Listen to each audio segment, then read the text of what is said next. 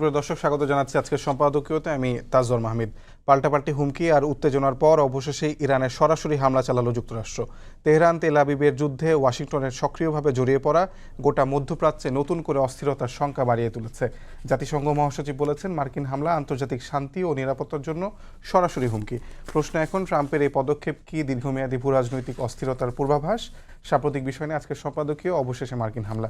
আর এসব নিয়ে আলোচনা করতে আমাদের সঙ্গে স্টুডিওতে উপস্থিত হয়েছেন হুমায়ুন কবির, সাবেক রাষ্ট্রদূত ও কূটনৈতিক বিশ্লেষক, এবং আনিস আলমগীর, সাংবাদিক ও কলামিস্ট। দর্শক, আপনারা এই আলোচনায় অংশ নিতে পারেন, এজন্য আপনাদের ফোন করতে হবে টেলিভিশনে দেখানো নাম্বার। এছাড়া ফেসবুকের মাধ্যমে আপনাদের মন্তব্য পাঠাতে পারেন আমাদেরকে। আলোচনার শুরুতে জানিয়ে দেবে এখনকার প্রধান শিরোনামগুলো।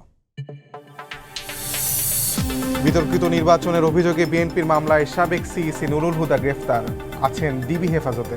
ভোটে অনিয়মের প্রতিকার চেয়ে ইসিতে চিঠি নেতাদের।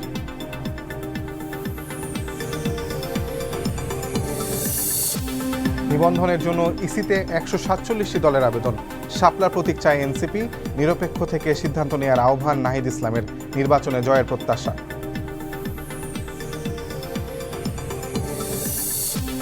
জুলাই হত্যাযজ্ঞের বিচারে স্বাধীনভাবে কাজ করছে ট্রাইব্যুনাল, বললেন প্রধান উপদেষ্টা। বিচার বিভাগের পৃথক সচিবালয়ে গুরুত্ব, সংস্কারের সুযোগ কাজে লাগানোর তাগিদ। শান্তিপূর্ণ ক্ষমতার হস্তান্তর চায় যুক্তরাষ্ট্র। বিএনপির সঙ্গে মার্কিন প্রতিনিধির সাক্ষাৎ। অংশগ্রহণমূলক ভোট চায় জাপান। জামায়াত আমিরের সঙ্গে বৈঠক রাষ্ট্রদূত।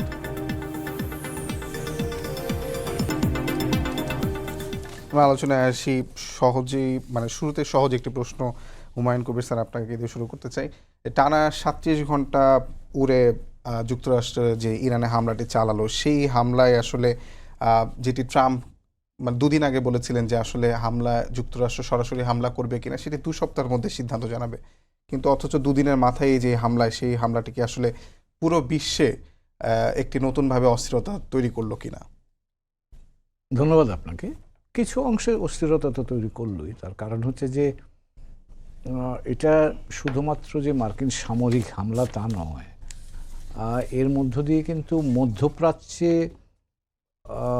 ইরানের সাথে ইসরায়েলের সম্পর্ক এবং মার্কিন যুক্তরাষ্ট্রের সাথে ইরানের সম্পর্ক, প্লাস মধ্যপ্রাচ্যে গত ধরেন 2003 সাল থেকে যদি আমরা ধরি, তারও আগে থেকে 91 সাল থেকে যে ধরনের চড়াই উতরাই চলছে, তার মধ্যে একটা নতুন সংযোজন হলো এই মার্কিন যুক্তরাষ্ট্রের ইরানে পারমাণবিক স্থাপনার উপর হামলার মধ্য দিয়ে।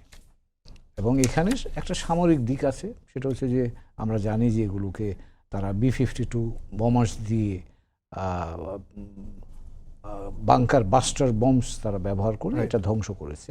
এখন কতখানি হয়েছে ধ্বংস কি সেটা বিতর্কে না গিয়েও বলা যায় যে এখানে মার্কিন যুক্তরাষ্ট্র ইসরায়েল এবং ইরানের মধ্যে যে যুদ্ধটা চলছিল তাতে ইসরায়েলের পক্ষ হয়ে অংশগ্রহণ করলো, এবং সেটা আমি মনে করি যে এর একটা দীর্ঘমেয়াদী প্রতিক্রিয়া হবে বিভিন্নভাবে।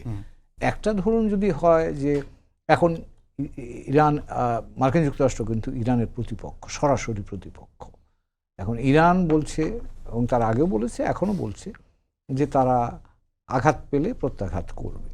এখন সেটা প্রত্যাঘাত কিভাবে হবে সেটা এখনো পরিষ্কার নয়, কিন্তু গতকাল পর্যন্ত সারা পৃথিবী তাকিয়েছিল ট্রাম্প অথবা মার্কিন যুক্তরাষ্ট্র কি সিদ্ধান্ত নেয় তার দিকে।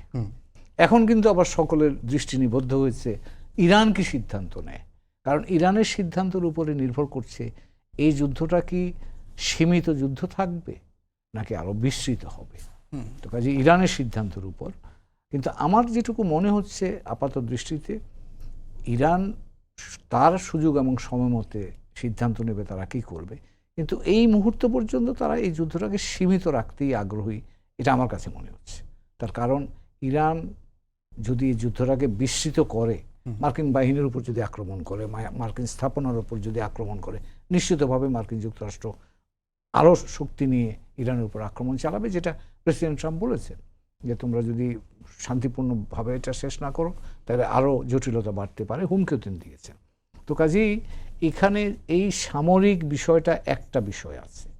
দ্বিতীয় যে বিষয়টা আমার কাছে মনে হয় খুব বড় গুরুত্বপূর্ণ, সেটা হচ্ছে যে মার্কিন যুক্তরাষ্ট্র বা ধরেন যাদেরকে আমরা পরাশক্তি বলি বা প্রধান শক্তি বলি, তাদের একটা দায়িত্ব কিন্তু থাকে বিশ্বের শান্তি এবং নিরাপত্তাকে নিশ্চিত করা, এবং জাতিসংঘের নিরাপত্তা পরিষদে 5 জন স্থায়ী সদস্য যাদেরকে ভেটো পাওয়ার দেয়া হয়, তাদেরকে দেয়া হয়েছে এই যুক্তিতে যে তারা সহমতের ভিত্তিতে বিশ্বে শান্তি এবং নিরাপত্তা বজায় রাখতে ইতিবাচক ভূমিকা পালন করবেন সক্রিয়ভাবে, সেজন্যই দেওয়া হয়েছে।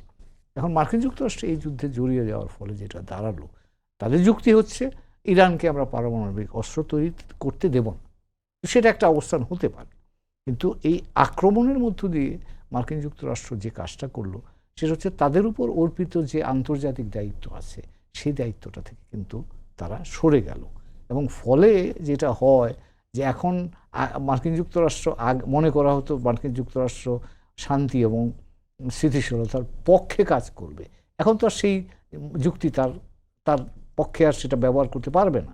এবং এখন যদি ধরেন ইউক্রেনে পুটিন সাহেবের সাথে চেষ্টা করছিলেন প্রেসিডেন্ট ট্রাম্প শান্তি আলাপ আলোচনার মধ্য দিয়ে ইউক্রেনের শান্তি আসবেন, কারণ যেই দোষে আপনি পুটিন সাহেবকে দুষবেন ইউক্রেন আক্রমণের জন্য, এখন তো মার্কিন যুক্তরাষ্ট্র একই দোষে দুষ্ট হয়ে গেল। তো কাজেই তার মার্কিন যুক্তরাষ্ট্রের নৈতিক অবস্থান, হ্যাঁ অনেকে হয়তো বলবেন যে আন্তর্জাতিক ক্ষেত্রে আবার নৈতিক ব্যবস্থা কোনো কাজে আসে, এটাও ঠিক, কিন্তু তারপরেও একটা নৈতিকতার ন্যূনতম মানদণ্ড আছে, প্রত্যাশার মানদণ্ড আছে। তো সেই জায়গা থেকে কিন্তু মার্কিন যুক্তরাষ্ট্র নিজের অবস্থানটাকে ক্ষতিগ্রস্ত করল। আর লাস্ট যেটা বলবো, যেটা দীর্ঘমেয়াদে ক্ষতির কারণ হতে পারে বলে আমি আশঙ্কা করছি, এনপিটি নিউক্লিয়ার নন প্রলিফারেশন ট্রিটি, যেটা 68 সালে স্বাক্ষরিত হয়েছিল, 70 সাল থেকে চালু আছে। পৃথিবীর প্রায় বেশিরভাগ দেশই এই এনপিটিতে স্বাক্ষর করেছে, এবং তাতে নিউক্লিয়ার পাওয়ার্স যারা আছে 5 নিউক্লিয়ার পাওয়ার্স তাদের দায়িত্ব নির্ধারিত করা আছে, এবং যারা নন নিউক্লিয়ার পাওয়ার তাদেরও দায়িত্ব নির্ধারিত করা আছে। কাজেই এই ভিত্তিতেই কিন্তু আপনি গত 70 থেকে যদি ধরেন 50-55 বছর ধরে আন্তর্জাতিকভাবেই পারমাণবিক শক্তির ব্যবহারটা নির্ধারিত হয়ে আছে। এখন যে জায়গাটা হলো, ইরানের উপর যখন এই আক্রমণটা হয়েছে, ইরান এনপিটির সদস্য, কাজে তাকে আপনি এনপিটির আওতায় যত রকমের শাস্তি দিতে চান বা তার বিরুদ্ধে যে কোনো ব্যবস্থা নিতে চান আপনি নিতে পারেন, কিন্তু যখন আপনি তার উপর সামরিক আক্রমণ করলেন, তখন ইরান এখন যদি সিদ্ধান্ত নেয় তারা এনপিটি থেকে বেরিয়ে যাবে, তারপরে কি হবে? এবং এর আগে আরেকটা দৃষ্টান্ত দিই, উত্তর কোরিয়া এনপিটি থেকে বেরিয়ে গিয়ে কিন্তু তার সামরিক পারমাণবিক অস্ত্র তৈরি করে। তো কাজেই ইরানকে আপনি যে পারমাণবিক অস্ত্র তৈরি না করার জন্যে আক্রমণটা চালালেন তার বিরুদ্ধে, সে যদি এনপিটি থেকে বের হয়ে গিয়ে আরেক পারমাণবিক অস্ত্র তৈরি করে, তখন তার বিরুদ্ধে কী ব্যবস্থা নেওয়া যাবে? এবং তার আরেকটা যেটা ভয়ঙ্কর পরিণতি বা ভয়ঙ্কর প্রতিক্রিয়া হওয়ার আশঙ্কা করা যেতে পারে, ইরান পারমাণবিক অস্ত্র যদি নেন, আন্তর্জাতিক এই এনপিটি পর্যায়ে আলাপ আলোচনা আছে, সৌদি আরব চেষ্টা করবে তারও পারমাণবিক শক্তিধর রাষ্ট্র হতে। যদি সৌদি আরব পারমাণবিক শক্তিধর রাষ্ট্র হয়, তাহলে টার্কিও চেষ্টা করবে আমিও পারমাণবিক শক্তিধর দেশ হই, কারণ ওই সবগুলো দেশে কিন্তু তারা ওই অঞ্চলের বড় শক্তি হিসাবে আবির্ভূত হতে আগ্রহী। সেটা যদি হয়, টার্কি হলে ইজিপ্ট বলবে যে আমি কেন হব না, আমারও তো সেই শক্তি থাকা দরকার। তো তার অর্থ কি দাঁড়াবে, যে পারমাণবিক পারমাণবিক শক্তির ব্যবস্থাপনা নিয়ে বিশ্বব্যাপী যে কাঠামোটা তৈরি হয়ে আছে গত 55 বছর ধরে, সেই কাঠামোটা ভেঙে পড়বার একটা আশঙ্কা কিন্তু তৈরি হয়েছে। এবং সেটা হলে কারোর জন্য, আমরা যারা পারমাণবিক অস্ত্রধারী দেশ নই, অপারমাণবিক দেশ, তাদের জন্য তো বিপদ আছে। যারা পারমাণবিক শক্তিধর দেশ, তাদের জন্য বিপদ হবে। এবং একবার যদি আপনি পারমাণবিক লিকেজ হয় বা রেডিয়েশন হয়, সেটা পৃথিবীর সর্বত্র ছড়ানোর আশঙ্কা। এবং আপনি লক্ষ্য করবেন, গত মাসেই তো পাকিস্তান ইন্ডিয়া যুদ্ধের সময়তে প্রেসিডেন্ট ট্রাম্প আগ বাড়িয়ে পাকিস্তান ইন্ডিয়াকে যুদ্ধ থামাবার জন্য বলেছেন। তার কারণটা কি? ভয় ছিল যে পারমাণবিক বিকিরণ ছড়িয়ে পড়ে কিনা, যদি পারমাণবিক অস্ত্রের উপর বা কেন্দ্রের উপর যদি হামলা হয়, এটা বাইরে ছড়িয়ে পড়তে হবে, এবং সেটা কিন্তু বাতাসের সাথে ছড়াবে, কাজে কোনো সীমানা মানবে না, যে কোনো মানুষ এতে ক্ষতিগ্রস্ত হওয়ার আশঙ্কা আছে। তো কাজে এটাও কিন্তু আরেকটা ভয়ঙ্কর চেহারা। কাজে আজকে থেকে আমার ধারণা, আজকের এই মার্কিন সিদ্ধান্তটা সুদূর প্রসারী প্রতিক্রিয়া তৈরি করতে পারে। অসংখ্য ধন্যবাদ স্যার। আনিস আলমগীর ভাই, আপনার কাছে জানতে চাই যে আপনি সম্ভবত ইরান সফরও করেছেন। ইস্পাহান, নাতানজ এবং ফোর্দো, এই যে তিনটি জায়গায় যেখানে আসলে পারমাণবিক স্থাপনা ছিল বলে মার্কিন যুক্তরাষ্ট্র দাবি করছে এবং সেখানে হামলা চালিয়েছে, তারা বলছে যে এগুলো ধ্বংস করতে সক্ষম হয়েছে। তো মানে পারমাণবিক, আবার ইরান অপরদিকে তারা অস্বীকার করছে যে না, কোনো ক্ষয়ক্ষতি হয়নি। যদি কোনো পারমাণবিক স্থাপনা ধ্বংস করা হয় সেখানে আসলে বিকিরণ ছড়িয়ে পড়ার সম্ভাবনা থাকে কিনা, যেটি স্যার একটু আগে উল্লেখ করছিলেন, এবং এটি আসলে ইরান যে পাল্টা হুমকিটা দিচ্ছে যে মার্কিন যে সামরিক ঘাঁটিগুলো আছে আশপাশে সেগুলোতে তারা সরাসরি হামলা চালাবে, এটা আসলে কতটা তাদের সক্ষমতা আছে বলে আপনি মনে করেন? প্রথমত বলি যে পারমাণবিক স্থাপনায় হামলার যে বিষয়টা, দুই পক্ষ থেকে নিশ্চিত করা হয়েছে যে এই ধরনের কোনো এখনো পর্যন্ত রেডিয়েশন হওয়ার মতো কোনো কার্যক্রম ঘটেনি। এটা একটা মানে সুখবর বলতে পারি আমরা ওয়ার্ল্ডের জন্য, এখানে হয় নাই। আর ইরান যে বলছে যে হামলা তারা করেছে, আংশিক করেছে, এমন কিছু করতে পারেনি। আর অন্য খবরে বলা হচ্ছে তাদের যে স্থাপনা কিছু রেডিয়েশন হওয়ার মতো যে জিনিসপত্র যদি থাকে তারা এটা সরিয়ে নিয়েছে। কি হবে এখন, পরবর্তীতে কি পর্যক্রম হবে তা না, কিন্তু তারা যে ক্ষতিগ্রস্ত হয়েছে এটা অস্বীকার করার কিছু নাই। ইরানও সেটা অস্বীকার করে নাই, 3 জায়গায় হামলা হয়েছে সেটা স্বীকার করছে, কিন্তু বলছে তেমন ক্ষতি হয় না। তেমন ক্ষতি না হলেও এই যে আপনি যেটা পরে জিজ্ঞেস করলেন, এটার প্রতিক্রিয়া তারা কি করতে পারে, এখন এটার প্রতিক্রিয়া তারা করতে পারে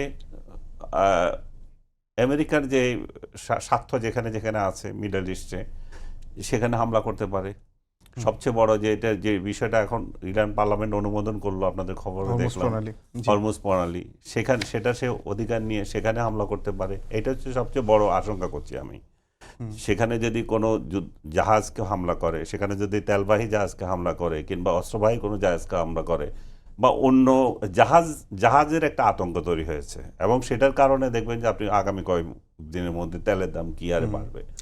আমার পরবর্তী প্রশ্ন এটাই ছিল যে যদি হরমুজ প্রণালী থেকে আসলে পৃথিবীর 20% তেলের মানে পণ্যবাহী জাহাজ আসা যাওয়া করে, সেক্ষেত্রে কি আসলে তেলের দাম যখন বাড়বে তখন সেটা তো আসলে বিশ্বব্যাপী প্রভাব পড়বে এবং সব পণ্যের দামই বেড়ে যাবে আর কি। এখন আপনার দেখেন, মিডল ইস্ট কিন্তু আসলে তেলের জন্যই ওরা হয়ে গেছে আর কি, মানে তাদের মাংসটা, হরিণের মাংস, হরিণ, এই জন্য হরিণ যেমনই হয়ে যায় তেমনি মিডল ইস্টও সেই অবস্থা হচ্ছে। মিডল ইস্ট থেকে বড় অংশে তেল নিয়ে যাচ্ছে বাইরেরা।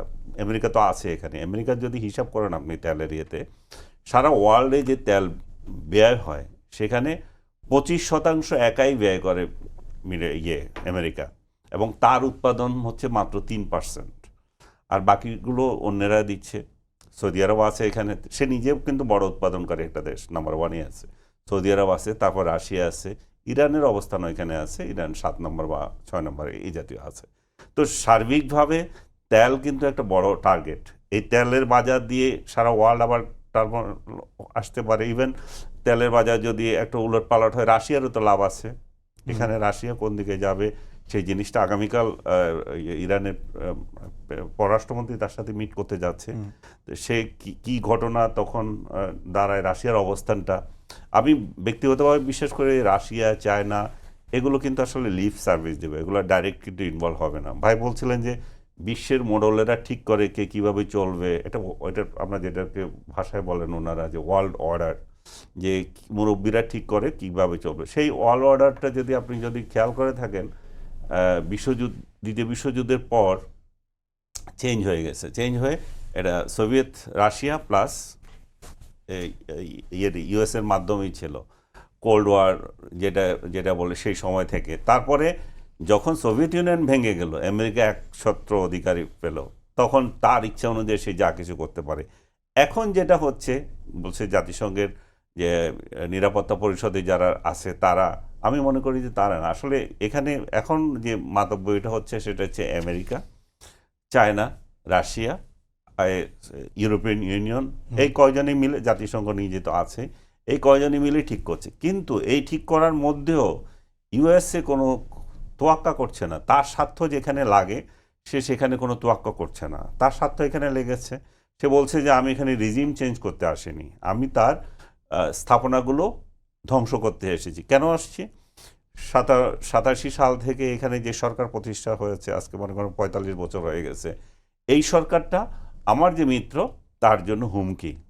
তার মিত্র ইসরায়েলের জন্য হুমকি, এবং ইসরায়েলের জন্য হুমকি যারা যারা ছিল তাদের সবগুলো সে নিঃশেষ করেছে। লেবাননকে বলেন, যে লিবিয়াকে বলেন, ইরাককে বলেন, তার সিরিয়াকে বলেন, এবার সবগুলো কিন্তু তার চারপাশে ছিল, সবগুলোকে সে ধ্বংস করেছে। এখন তার আতঙ্ক ছিল ইরান, যে মাথা উঁচু করে কথা বলে। তো ইরানকে তার ধ্বংস করা খুব কাজ হয়ে গেছিল, সেই জন্য সে ইরানের সঙ্গে কিন্তু আপনি যদি খেয়াল করে দেখেন, এই যে এই আমলের আগে, মানে ৭৯-র আগে কিন্তু ধর মরম ছিল ইসরায়েলের সঙ্গে স্বীকৃতি দেওয়া মিডল ইস্টের, যখন তারা মিডল ইস্টে আসলো, যে ওই প্যালেস্টাইনের রাষ্ট্রে যখন ওদেরকে স্থান দিল, যখন এত গণ্ডগোলের মধ্যেও প্রথম স্বীকৃতি দিয়েছিল মিশর, দ্বিতীয় স্বীকৃতিদাতা হচ্ছে কিন্তু ইরান। তো তাদের সাথে এই সম্পর্ক আজকে এই পর্যায়ে গেছে। এখন ইরানি কি শক্তি না এটা রিটেলিয়েট করার? অবশ্যই আছে, যেটা তো অলরেডি দেখিয়ে দিয়েছে তারা ইসরায়েল যখন এই আমেরিকা যখন হামলা করলো, তারা কিন্তু এই হামলার পরে বসে নাই, তারা কিন্তু আজকেও ইসরায়েলে হামলা করেছে এবং ইসরায়েল পাল্টা হামলা করেছে, এই হামলা কিন্তু চলছে। তো এই হামলার চলার মধ্য দিয়ে কি বোঝা যায় যে যদি এখানে আমেরিকা ইনভলভ না হয়, এই যুদ্ধ অনেক দীর্ঘস্থায়ী হবে। এবং ইসরায়েল অলরেডি তাদের ইন্টেলিজেন্স ইয়েতে আঘাত করেছে ইরান, তাদের ইকোনমিক্যাল একটা মানে টার্মোয়েল অবস্থা তৈরি হয়েছে, প্রায় 500 বিলিয়ন তাদের ডেইলি লাগতেছে, এত খরচ হচ্ছে যে ইসরায়েলের। অর্থনৈতিকভাবে তার একটা আঘাত দিয়েছে সে। তারপর তার মিলিটারি স্থাপনায় সে আঘাত করেছে। একেবারে সবগুলো যে আঘাত যে ইরানের উপর আসছে তা না, তারও আছে। তার সবচেয়ে বড় অসুবিধা হচ্ছে যে সে একটা গণতান্ত্রিক রাষ্ট্র। এই গণতান্ত্রিক রাষ্ট্রে যদি এই ধরনের পরিস্থিতি তৈরি হয়, তাহলে নেতানিয়াহুর গদি নিয়ে টানাটানি লাগে। আবার নেতানিয়াহু চায় যে যুদ্ধ লেগে থাকুক, যখনই যুদ্ধ লাগে তার দীর্ঘায়ু পায়, সে দীর্ঘায়ু পায়। তো দুইটাই কিন্তু তার জন্য এটাও যেমন ক্ষতিকর, এটাও ক্ষতিকর। আর ওই দিক দিয়ে এই যে রিজিম চেঞ্জ করা যেটা বলা হচ্ছে, ইউএস যদি রিজিম চেঞ্জ করতে পারে, সেটা ইরানের সেকেন্ড বলে যে এরপর আমাদের এই মুহূর্তে ইচ্ছা নাই। সেকেন্ড হচ্ছে যে আমাদের যদি হয় এই রিজিম চেঞ্জ করতে গেলেও কিন্তু আমেরিকা যদি আক্রমণ মানে আমেরিকাকে যদি ওই মাত্রা আক্রমণ করে, তাহলে আপনি দেখে নেন যে সেটা কিন্তু আর ইসরায়েল যুদ্ধ থাকলো না, সেটা হয়ে যাবে ইরান ইউএস যুদ্ধ। আর ইরান ইউএস যুদ্ধ যখন হয়, তখন ইরান তার আমেরিকান স্বার্থগুলোতে আঘাত করবে, কোথাও কোথাও এমবেসিতে আঘাত করতে পারে, আফগানিস্তানে আঘাত করতে পারে, পাকিস্তানে আঘাত হইতে পারে, তার বহু জায়গা থেকে আঘাত করে। ইরান ইভেন দিয়াগোতে, যেখানে তার ভূমধ্য সাগরে যার ঘাঁটি আছে, সেখানেও আঘাত করতে পারে। কিন্তু এত আঘাতের পরও আপনি যদি আমাকে কোশ্চেন করেন যে তারা টিকবে কিনা, আমার মনে হয় সেটা খুব কঠিন। কারণ হচ্ছে তার ইরানের যত মিত্র আছে, এই মিত্রগুলো থেকে সে বড় ধরনের সহযোগিতা তো পাবে না। যখন ইরান কোনো একটা ঘাঁটিতে আক্রমণ করতে চায়, মনে করেন কুয়েত, সেখানে তার 5টা ঘাঁটি আছে আমেরিকান, তো কোনো একটা ঘাঁটি যদি আক্রান্ত হয়, সঙ্গে সঙ্গে বাকি যে রাষ্ট্রগুলো আছে সেগুলো কিন্তু এখন নিন্দা জানিয়েছে, সেই নিন্দা হয়তো নাও থাকতে পারে, তখন ইরানের বিরুদ্ধে চলে যেতে পারে। এমনিতেই তাদের সাথে ইরানের যে খুব যে সুসম্পর্ক আছে তা তো না, আপনি জানেন নিশ্চয়ই, শিয়া সুন্নি বিরোধ একটা রয়ে গেছে, সুপ্রিমেসি নিয়ে একটা ঝামেলা আছে। তো এইসব প্রেক্ষিতে আমরা আসলে এই মুহূর্তে বলতে পারি না যে কি হতে পারে। আর ট্রাম্প যখন প্রেসিডেন্ট, তখন কে প্রেডিক্ট করতে পারে যে কি হবে না হবে? যে আপনি নিজে শুরুতে বললেন, যে বললো যে আমি মারতেও পারি নাও মারতে পারি, আচ্ছা 2 সপ্তাহ সময় নিলাম, তো 2 দিনের মধ্যেই মেরে দিচ্ছে, এর নিয়ে কোনো আপনার কাছে একটু ছোট্ট করে জানতে চাই, সেটা হচ্ছে যে হরমুজ প্রণালী যে বন্ধ করে দেওয়ার সংসদে সিদ্ধান্ত হয়েছে ইরানের, এর ফলে কি আসলে দেশের তেলের বাজারে দাম বৃদ্ধি হওয়ার সুযোগ আছে? আমাদেরও আছে, আমরা তো ওদের উপর নির্ভর না। আমাদের তেল তো মিডল ইস্ট থেকে আসে, আমাদের বোধহয় এখন কুয়েত না কাতার থেকে নিচ্ছিলাম, আমি জানি না, সম্ভবত কাতার থেকে। আর ইরান থেকে তো নেওয়ার সুযোগ ছিল, কিন্তু আমরা তো ইরান থেকে নিই না। ইভেন ইরানের বড় বায়ার আছে ইন্ডিয়া, তারাও তো ইন্ডিয়ার পক্ষে দাঁড়ায় নাই, বুঝেন যে ইরানের পক্ষে দাঁড়ায় নাই। তো সার্বিকভাবে তেলের বাজার হচ্ছে ভাই, ইভেন আমি যেটা বলছিলাম আপনাকে, রাশিয়াও তো বাজার যখন উঠবে তারও তো লাভ হবে, সে একটা যুদ্ধে জড়িত আছে, এখন সবাই এনজয় করবে, তার তেল যাদের আছে সবাই এনজয় করবে। কিন্তু এই হরমুজ প্রণালী যখন হবে, তখন এই বাকি রাষ্ট্রগুলো, ওমান, আদার্স, সৌদি আরব, এরা তো মানে ট্রানজেকশনে তাদের তো অসুবিধা হয়ে যাবে, সেটা তো অবশ্যই ইরানকে একটা বাড়তি পয়েন্ট দিচ্ছে, এবং সেই জন্যই তারা দেখেন আজকে পার্লামেন্টে সেটাই নিচ্ছে, এবং সবাই আশঙ্কা করছিল যে এটাই হতে পারে কিছু একটা। অসংখ্য ধন্যবাদ।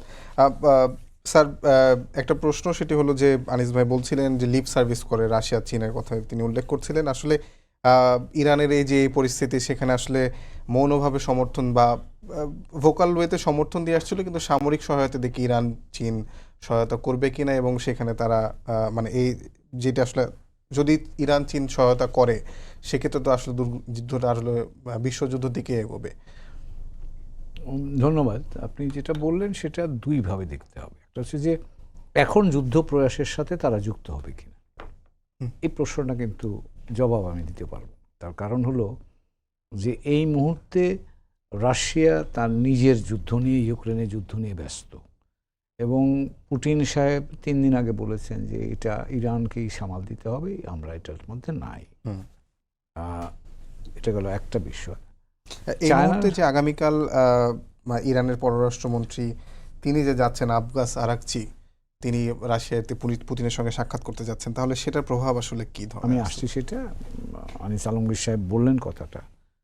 এখন প্রশ্ন আসবে যে ইরানের ইনফ্রাস্ট্রাকচার, এই অ্যাটমিক ইনফ্রাস্ট্রাকচার কিন্তু রাশিয়ার দেওয়া ইনফ্রাস্ট্রাকচার, অরিজিনাল, এগুলো ডিস্ট্রয় হয়ে গেছে তো এখন। তো এর জুড়ে ইরান যদি এটা বিল্ড আপ করতে চায় তো রাশিয়া তাকে সহায়তা করবে, কারণ তার আমেরিকা তো তাকে দেবে না, রাশিয়ার কাছেই তাকে যেতে হবে। তো আবার রাশিয়ার সাথে হয়তো আগামীকাল গিয়ে কথা বলে হয়তো এটাই হবে যে আমি আবার বিল্ড আপ করবো, আমাকে আপনি সাহায্য করবেন। আর রাশিয়া হয়তো বলবে, কারণ তার তো ব্যবসা হবে, কাজে সেই ধরনের সহযোগিতা আপনি পাবেন। চীনের দিক থেকেও একই জিনিস, চীনারা যুদ্ধে জড়াতে চায় না, তো কাজেই চীনারাও, চীনের কনসার্নটা হচ্ছে যদি এই যে যেটা বললেন আপনারা, আনিস আলমগীর সাহেব বললেন, হরমুজ প্রণালী যদি বন্ধ হয় তাহলে চীনের জন্য বিপদ, তার কারণ তার একটা বড় সাপ্লায়ার হচ্ছে ইরান, তেলের সাপ্লায়ার। এখন যদি হরমুজ প্রণালী বন্ধ হয়ে যায়, তেল কোন দিকে যাবে, কোন দিক থেকে? কাজে ইরানের জন্য, চীনের জন্য একটা বড় বিপদ। তো কাজে চীনারা মোর কনসার্ন যে এই যুদ্ধ যেন আর বেশি দীর্ঘায়িত না হয়, কিন্তু ইরানের সহায়তা তারা আসবে বলে আমার কাছে মনে হয় না। তো ইরানকে বেসিক্যালি ইরান নিজেই লড়াইটা করতে হচ্ছে, নিজেকে লড়াই করতে হচ্ছে। যেটা একটু ইঙ্গিত করছিলাম, ধরেন আমি একটু কথা বলছিলাম, আবার বলি, এটা মার্কিন যুক্তরাষ্ট্রর সাথে বা পশ্চিমা জগতের সাথে অ্যাজ এ হোল ইরানের সম্পর্কটা মানে এইরকমভাবে উঠানামার মধ্য দিয়ে যায়। 53 সালে সেই তখন মোসাদ্দেক সাহেব যখন প্রাইম মিনিস্টার ছিলেন, তখন পশ্চিমা তেল কোম্পানিগুলো ন্যাশনালাইজ করা নিয়ে ইরানের সাথে প্রথম শুরু হয় পাশ্চাত্য জগতের এই আধুনিক কালের লড়াইটা। ওই রাউন্ডে পশ্চিমারা জিতে যায়, ফলে সেখানে তারা রেজা শাহ পাহলভিকে ওখানে বসায়। সেই যুগ চলল 79 সাল পর্যন্ত। 79 সালে ইসলামিক বিপ্লব হওয়ার ফলে ইরান আবার জিতে গেল, ওরা হেরে গেল, এবং মার্কিন যুক্তরাষ্ট্র আবার এই যে আজকের যে মার্কিন ইনিশিয়েটিভ বা অ্যাটাক, সেটা হলো মার্কিন যুক্তরাষ্ট্র তার সেই 79 সালের প্রতিশোধ নিল কিন্তু। তো কাজে এখন আবার মার্কিন যুক্তরাষ্ট্র জিতে গেল ওই অর্থে। এখন এর পরের রাউন্ডে কে জিতবে সেটা আবার দেখতে হবে। কাজে রাউন্ড শেষ হয় কিন্তু, কারণ হলো যে ইরান এখন ধরেন বললাম যেটা, যে তার পারমাণবিক ব্যবস্থাপনা হয়তো ধ্বংস হয়েছে বা ক্ষতিগ্রস্ত হয়েছে, কিন্তু যদি ইরানের সামনে, ইরান পারমাণবিক শক্তিধর দেশ হিসেবে চেষ্টা করবে কি করবে না, সেই প্রচেষ্টা তো শেষ করা যায়নি, সেটা নিয়ে তো কেউ নিশ্চয়তা দিতে পারে না। এবং যেহেতু সে আক্রমণের মুখে পড়েছে, নর্মাল ডেটারেন্স কনসেপ্ট অনুযায়ী সে এখন ভাবতে খুব স্বাভাবিকভাবে ভাববে যে আমার যদি পারমাণবিক অস্ত্র থাকতো তাহলে তো আজকে আমার আক্রমণ করতো না। তো তার অর্থ হচ্ছে it might work as an incentive for Iran to get nuclear weapon. হ্যাঁ, এখানে ইসরায়েল, মার্কিন যুক্তরাষ্ট্র তাকে প্রতিরোধ করার চেষ্টা করবে। উত্তর কোরিয়াকে চেষ্টা করেনি, পাকিস্তানকে চেষ্টা করেনি, কিন্তু আলটিমেটলি তো রাখা যায়নি।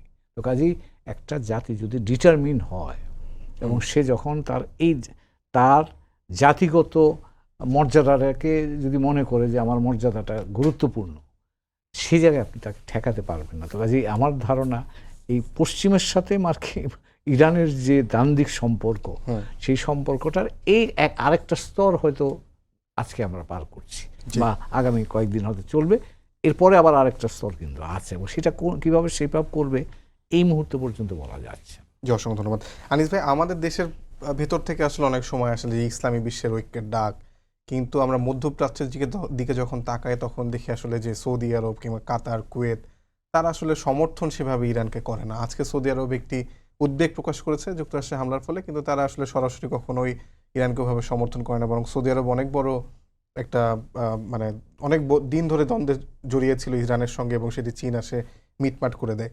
এটির আসলে কারণ কি? আসলে ইসলামী বিশ্বের যে ঐক্যের ডাক বাংলাদেশের ভিতর থেকে অনেক অনেক আলেম ওলামা দিয়ে থাকেন, অনেক রাজনৈতিক দল দিয়ে থাকেন, কিন্তু এটা হয় না, কারণ কি বাস্তবতাটা? আপনি একটু খুব ভালো প্রশ্ন করেছেন। এটা আমাদের আসলে উপলব্ধি করার বিষয়। বিষয়টা হচ্ছে যে আপনি যদি খেয়াল করেন, সেই ইতিহাসের দিকে তাকান, সেই 1971 সালে আমরা যখন পাকিস্তানের সাথে যুদ্ধ করছি, সেই যুদ্ধে প্রথম কিন্তু স্বীকৃতি দিয়েছে এই ইসরায়েল। এপ্রিল মাসে তারা স্বীকৃতি দিয়েছে, কিন্তু আমাদের সরকার সেটা গ্রহণ করেনি। পরবর্তীতে যখন স্বাধীনতার যুদ্ধ হলো, তখনও তারা স্বীকৃতি যখন চাইলো, আমাদের মহান নেতা বঙ্গবন্ধু শেখ মুজিবুর রহমান বললেন যে না, আমরা এটা স্বীকৃতি দেব না। সো আমাদের নেতাও দেন নাই, আমাদের পরবর্তীতে যত প্রেসিডেন্ট, ইভেন জিয়াউর রহমান থেকে শুরু করে যতজন আসলো, আজকে ডক্টর ইউনূস পর্যন্ত, কেউ কিন্তু ইসরায়েলকে স্বীকৃতি দেয় নাই। ইসরায়েলের সবাই তার বিরুদ্ধে। তাহলে আমরা 72 সালে এটা এটা হয়তো দিতে পারতাম, কারণ আমাদের সাথে তো কি শত্রুতা আছে ইসরায়েলের? আমাদের সাথে তো কোনো শত্রুতা নাই। ইসরায়েল এমন একটা রাষ্ট্র, এবং ধর্মগতভাবে আমাদের সাথে তো কোনো বিরোধ নাই। এই যে সবগুলোই তো আসমানি কিতাবি ধর্ম, ইরাক, এই যে কি বলেন, ইহুদি, খ্রিস্টান, অমুক, এবং এটা ধর্মগত যুদ্ধটাও কিন্তু ধর্মগত হচ্ছে না। অনেকে এটাকে মিশাতে চায় যে ধর্মগত। এটা যে ভূমিটা নিয়ে যুদ্ধ, এই ভূমি দখল নিয়ে যুদ্ধ। এবং এই ভূমি দখল করতে করতে ইসরায়েল লেবানন নিয়েছে, লেবাননের নিচে সিরিয়ার কিছু নিয়েছে, মিশরের কিছু নিয়েছে, তার চারপাশে সবগুলো নিচ্ছে। আর গাজার তো পশ্চিম তীর তো তার আছেই। তো এই যে যুদ্ধটা, তাহলে এটা সমাধান হতে পারতো টু স্টেট পলিসিতে, সমাধান হতো মিডল ইস্ট ওয়ালাদের মাধ্যমে। কিন্তু আমরা যারা এত দূর থেকে এই যে ইসরায়েলকে করে ঘৃণা করে এবং মুসলিম উম্মার সাথে, ফিলিস্তিনের সাথে, তার সাথে সম্পর্ক রাখি নাই, কিন্তু সেই মিডল ইস্টের লোকেরাই ইসরায়েলের সাথে খুব ভালোভাবে ধর্মবহন করছে। আপনাকে তো আমি উদাহরণ দিলাম যে মিশর তার সাথে সম্পর্ক করছে, ইরান করেছে, জর্ডান করেছে, এবং সর্বশেষ যে আব্রাহাম অ্যাকর্ডের মাধ্যমে আর বাকিদেরও করাতে চাইলো, ইনক্লুডিং সৌদি আরব, কিন্তু সবাই করে নাই, এখনও পথে আছে। ইউএই করেছে এবং করে তো একেবারে বৃহত্তর ঘোষণা দিয়ে দিয়েছে, আমরা যে করলাম, এই করার মধ্য দিয়ে কিন্তু আমরা বৃহত্তর একটা কাজ করলাম। সেটা হচ্ছে ইসরায়েল যে আগ্রাসী ভূমিকায় যে ল্যান্ড দখল করছে, বিশেষ করে ফিলিস্তিনিদের ল্যান্ড, সেটা আর করবে না। কিন্তু ইসরায়েল এটা মানে নাই। ইসরায়েল এখনো তো সেই দখলের মধ্যেই আছে। এবং এরপরে কি হলো? এরপরে তো একের পর এক যুদ্ধ চালিয়ে গেল গাজার বিরুদ্ধে, এখনো ইভেন এই যুদ্ধের মধ্যেও মারছে। তার মানে কি, পুরো মিডল ইস্টে আমরা যতটা মিডল ইস্টের জন্য যা ত্যাগ স্বীকার করলাম, আমাদের মৌলভী সাহেবরা এখানে যে মিছিল মিটিং আমরা যেটা করলাম, আন্তরিকভাবে করলাম এবং করা উচিত। আমাদের সরকার, সেই আমি যে শুরু করছিলাম বঙ্গবন্ধু থেকে শুরু করে আজ পর্যন্ত সবাই সেটা মেনে নিচ্ছে। আমি জানি না ভেরি রিসেন্ট আক্রমণে বাংলাদেশ কেন এখনো দেয় নাই। হুমায়ুন ভাই, আপনি দেখেছেন কোনো নিন্দা জানাইছে?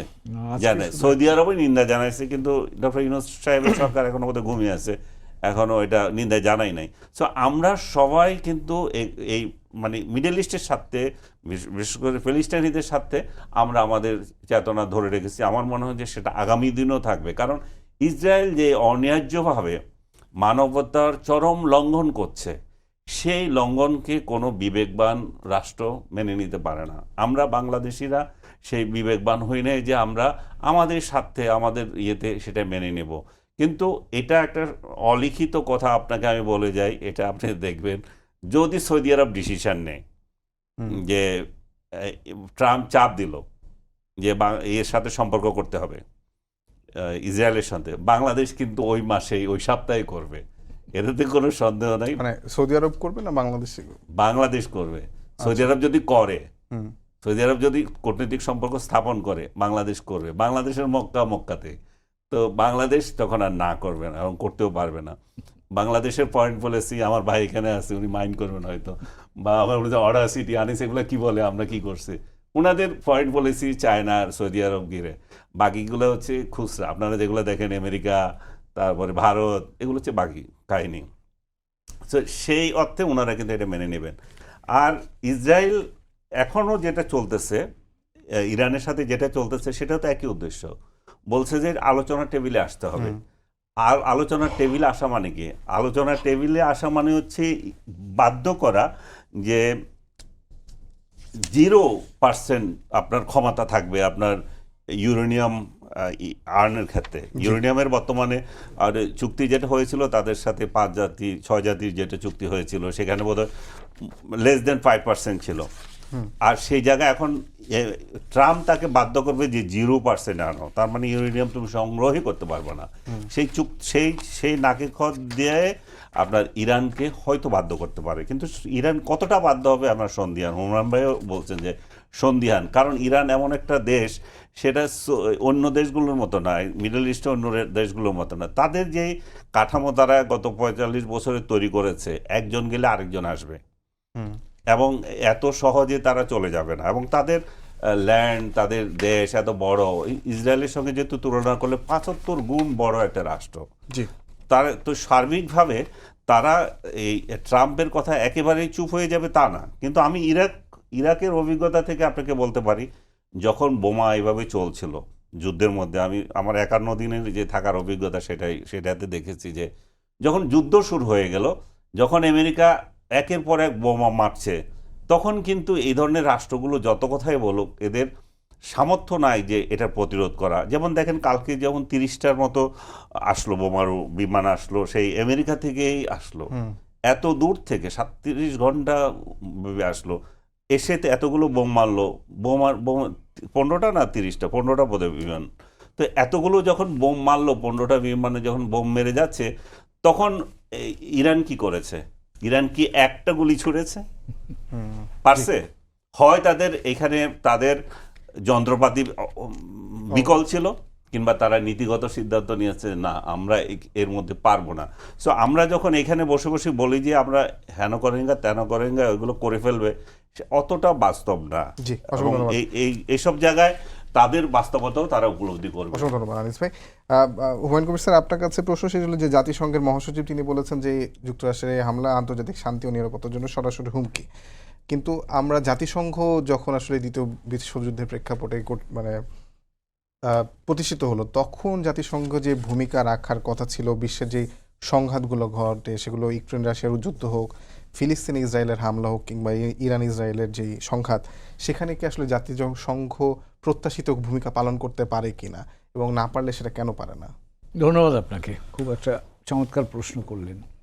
জাতিসংঘ যখন প্রতিষ্ঠিত হয়, তখন আন্ডারস্ট্যান্ডিং ওয়াজ যে প্রধান 5 শক্তি, মার্কিন যুক্তরাষ্ট্র, সোভিয়েত ইউনিয়ন তখনকার, চীন, যুক্তরাজ্য, ফ্রান্স, এরা 5 শক্তি মিলে সহমত থাকবে, যেটাকে কালেকটিভ সিকিউরিটি বলা হয় চার্টারের ভাষায়, যে এই 5 জন সহমত থাকলেই বিশ্বের শান্তি বজায় থাকবে। এবং সেই কারণেই তাদের উপর ভেটো পাওয়ার দেয়া হলো তাদের, যে তোমরা একসাথে থাকবা। এই এখন কথা হচ্ছে যে পরবর্তীতে এক তো থাকেনি, কারণ সেটা ছিল আদর্শিক একটা ব্যবস্থা। জাতিসংঘের যেটা এটা একটা আদর্শ ব্যবস্থা। তারা চিন্তা করেছিল যুদ্ধ করে এত ক্ষতিগ্রস্ত হয়েছি আমরা এখন এখান থেকে বেরিয়ে গিয়ে একটা শান্তিপূর্ণ পরিবেশ তৈরি করি, বৈশ্বিকভাবে সেটা যেন বজায় থাকে। কিন্তু সেটা থাকেনি। কোল্ড ওয়ার শুরু হয়ে গেল যখন 1950 সালে নিরাপত্তা পরিষদে তারা সিদ্ধান্ত নিতে গেল কোরিয়া নিয়ে, তখন দেখা গেল না, হলো না। তখন কি হয়? তখন ওই ইউনাইটিং ফর পিস সাধারণ পরিষদে এসে সিদ্ধান্ত হলো, সাধারণ পরিষদ অ্যাপ্রুভ করলো, মার্কিন যুক্তরাষ্ট্রের নেতৃত্বে সেখানে দক্ষিণ কোরিয়া, উত্তর কোরিয়া, যে এখন যেটা দেখেন আপনি, জাতিসংঘ বাহিনী এখানে 38 অক্ষরেখা বরাবর জাতিসংঘ বাহিনী বসে গেল। এবং তখন থেকে কিন্তু আস্তে আস্তে চির ধরা শুরু করেছে, যেটা স্নায়ু যুদ্ধকালীন সময়, যেটা কোল্ড ওয়ার বলি, তখন 2 ব্লক হয়ে গেল। সোভিয়েত ইউনিয়ন একদিকে বলে, মার্কিন যুক্তরাষ্ট্র একদিকে বলে। এমনকি আমরা বাংলাদেশে যখন মুক্তিযুদ্ধ করি 71 সালে, তখনও কিন্তু সোভিয়েত ইউনিয়নের ভেটো আমাদের স্বাধীনতা অর্জনে আমাদেরকে ইতিবাচকভাবে সহায়তা করেছিল। তো এই গেল এটা। এবার 91 সালে পরে আসেন যেটা একটুখানি আনিস আলমগীর সাহেব একটু ইঙ্গিত করলেন। সোভিয়েত ইউনিয়নের যখন পতন হয়ে গেল তখন মার্কিন যুক্তরাষ্ট্র বলল যে আমি একচ্ছত্র অধিপতি, আমি এখন সারা পৃথিবীর নেতা। ইউনিপোলার মুভমেন্ট, তখন মার্কিন যুক্তরাষ্ট্রের স্কলাররা বলছিলেন এন্ড অফ হিস্ট্রি, ইতিহাস এখানেই শেষ হয়ে গেছে, আর নতুন করে ইতিহাস হবে না। কিন্তু পরে দেখা গেল যে না, 91 সালের পরে সোভিয়েত ইউনিয়নের পতনের পরেও আস্তে আস্তে নতুন শক্তির উত্থান হলো। আমরা চীনকে দেখতে পাচ্ছি এখন, সোভিয়েত ইউনিয়ন ভাঙার পরে দুর্বল রাশিয়াকে এখন আস্তে আস্তে একটু দাঁড়াতে দেখছি। কিন্তু তার মধ্যেও কিন্তু ইরাক আক্রমণ কিন্তু হলো এককভাবে। আপনি যদি বলেন যে জাতিসংঘের সাধারণ পরিষদ বলেন আর নিরাপত্তা পরিষদ বলেন, সেখানে তো রেজলিউশন নেওয়া হয়েছিল, হবে না, কিন্তু আমেরিকা কি মানছে? সেটাই বলছি যে এই যে মানলো না, সেটাই কিন্তু আরেকটা সরাসরি আঘাত জাতিসংঘে। এই জাতিসংঘের ধারণাটার প্রধান আইডিয়া তো মার্কিন যুক্তরাষ্ট্রের। প্রথম বিশ্বযুদ্ধের লিগ অফ নেশন সেটারও মার্কিন যুক্তরাষ্ট্রের। এখন যে বিশ্ব ব্যবস্থাটা দেখেন আপনি, এগুলো সবগুলোর আইডিয়া কিন্তু মার্কিন যুক্তরাষ্ট্র থেকে আসা। তারাই উদ্যোগী হয়েছে, তারাই প্রতিষ্ঠান দাঁড় করিয়েছে। এখন তারা যখন এটাকে নিজেরাই এটাকে মানছে না, তখন তো এটার গতি নাই। এবং সেই জায়গায় এখন আমরা আছি, যে কারণে আপনি গাজাতে কিছু পাচ্ছেন না, রোহিঙ্গা নিয়ে আমরা পাচ্ছি না, আপনি ইরাক নিয়ে পাননি। তো এই স্যার 1 মিনিটে আপনার কাছে আরেকটু শুনতে চাই যে আসলে শুধুমাত্র জাতিসংঘ বাদ দিয়েও আমরা যদি আঞ্চলিক পর্যায়ে দেখি, সার্ক কিংবা আসিয়ান, এই ধরনের কি আন্তর্জাতিক যেই মানে সংস্থাগুলো তৈরি হয় কিংবা জোটগুলো তৈরি হয়, সেগুলো কি আসলে কোনোটাই কার্যকর এখন আছে? আছে, অনেকগুলো আছে। ইউরোপিয়ান ইউনিয়নে আছে, আপনি আফ্রিকাতে খানিকটা আছে, পুরোপুরি নাই, কিন্তু বেশ অংশে আছে বলা যায়। ল্যাটিন আমেরিকাতে আছে, আসিয়ানে আছে। কাজে এগুলো 100% বলা যাবে না। যেমন আসিয়ান 5 দফা দিয়ে রেখেছে অনেকদিন ধরে। এই মিয়ানমারের এই সামরিক শাসক বদলিয়ে গণতান্ত্রিক ব্যবস্থার জন্য চেষ্টা করছে, কাজ হচ্ছে না। তো কাজেই অনেক ক্ষেত্রেই পারফেক্ট বলে তো কিছু নাই। তো কাজেই চেষ্টা আছে, এর মধ্যে রিলেটিভলি কোনটা বেশি উপা দেওয়া হয় সেটি আমরা গ্রহণ করি। অসংখ্য ধন্যবাদ স্যার। আনিস ভাই, আপনার কাছে আমার শেষ প্রশ্ন আজকের দিনে, সেটি হলো যে আমরা যদি একটু উপমহাদেশের দিকে নজর দিই, মানে ইরান ইসরায়েল যুদ্ধ নিয়ে আসলে ভারত পাকিস্তান দুটি দেশকে সমর্থন করছে, কিন্তু পাকিস্তান ইরানকে কিছুটা সমর্থন দিলেও আবার যুক্তরাষ্ট্রে পাকিস্তানের যিনি সেনাপ্রধান আছেন, তিনি গিয়ে আবার প্রেসিডেন্ট ট্রাম্পকে শান্তিতে নোবেল পুরস্কার দেওয়ার জন্য আহ্বান জানিয়ে এসেছেন। মানে এখন আসলে উপমহাদেশের রাজনীতিতে ইরান ইসরায়েল যুদ্ধের অবস্থানটা কি, বা কে কোন পক্ষে? ইন্ডিয়া ভেরি মাচ এর সাথে জড়িত হয়ে গেছে, ইসরায়েলের সাথে জড়িত হয়ে গেছে। ইভেন তাদের গোয়েন্দা পর্যন্ত ধরা পড়েছে যে ইসরায়েলের পক্ষে গোয়েন্দাগিরি করছে ইন্ডিয়ান লোক, সেটাও ধরা পড়েছে। এই যুদ্ধে আসলে একটা জিনিস ভালো হয়েছে এক সেন্সে ইয়েদের জন্য, ইরানের জন্য, তাদের যে গোয়েন্দা ব্যর্থতা সেটা খুব প্রকটভাবে দেখা দিয়েছে। এবং এই পর্যন্ত 12-13 জন গোয়েন্দা, তারা মোসাদ গোয়েন্দা গ্রেপ্তার করেছে ইসরায়েলের। সেটা কিন্তু একটা বড় ধরনের সাফল্য তাদের। এর মধ্যে এখন আপনি বলছেন পাকিস্তানের বিষয়টা। পাকিস্তান দেখেন এমন একটা রাষ্ট্র, তার পক্ষে বড় কিছু করা সম্ভব না। তার একটা হচ্ছে পাওয়ার, নিউক্লিয়ার পাওয়ার, এবং এই নিউক্লিয়ার পাওয়ার তার জন্য এখন বড় ধরনের থ্রেটও। আপনি আজকে লিখিত নেন, যদি ইরানকে নিঃশেষ করা যায়, মিডল ইস্টের অন্য দেশগুলো 2-1টাকেও আক্রমণ সে করবে, সিরিয়াকে আবার ভালো করে অ্যাটাক করবে, আর এর পরবর্তী টার্গেট হবে পাকিস্তান, এরপর টার্কি। এই 2টা দেশকেও সে করবে, কারণ এই 2টা দেশ তার জন্য হুমকি সে মনে করে। টার্কিও ভাই বললেন যে ক্ষমতা রাখে যে পারমাণবিক অস্ত্র বানানোর, পাকিস্তানের কাছে তো আছে, এবং পাকিস্তান অন্য দেশকেও দিয়ে দিতে পারে, সেটাও তাদের একটা মানে আতঙ্কের মধ্যে আছে। মূলত আসলে আমেরিকা যেভাবে এই শান্তি প্রক্রিয়ায় অংশ নেওয়ার কথা ছিল, সেই আপনি যদি পুরনো আমল থেকে দেখেন, তারা যে এইটাতে ইয়াসির আরাফাত থেকে শুরু করে যখন এই প্রক্রিয়া শুরু করে, তখন নোবেল পায় আবার শান্তির জন্য, সেই অর্ডারগুলো কিন্তু আর নাই। ও বারাক ওবামা পর্যন্ত ছিল, বারাক ওবামাই কিন্তু এই চুক্তিটা করেছিল যে তারা নিয়ন্ত্রণ করার, যে ইউরেনিয়াম নিয়ন্ত্রণ করে তাদেরকে নিরস্ত্রকরণের সহযোগিতার যে বিষয়টা ছিল, সেটা ট্রাম্প এসে সেটা ভেঙে ফেললো।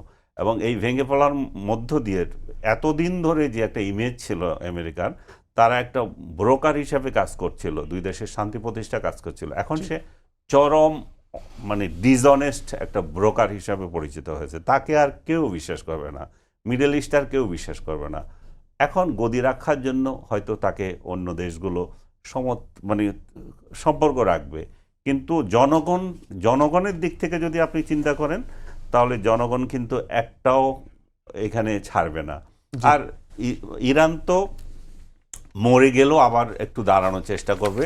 এখন ইসরায়েল বলেছে যে তার অন্তত 40% মিসাইল বাকি আছে ক্ষমতা না, সে ধ্বংস করেছে মানে 60% তো আছে, এবং এই 60%ই তার জন্য এখনো আতঙ্ক হিসাবে আছে, এবং তাদের তো সক্ষমতা আছে আবারও বানানোর। অসংখ্য ধন্যবাদ আপনাদের দুজনকেই। সবাইকে ধন্যবাদ জানিয়ে শেষ করছি আজকের সম্পাদকীয়। আগামীকাল আবারও দেখা হবে একই সময়ে।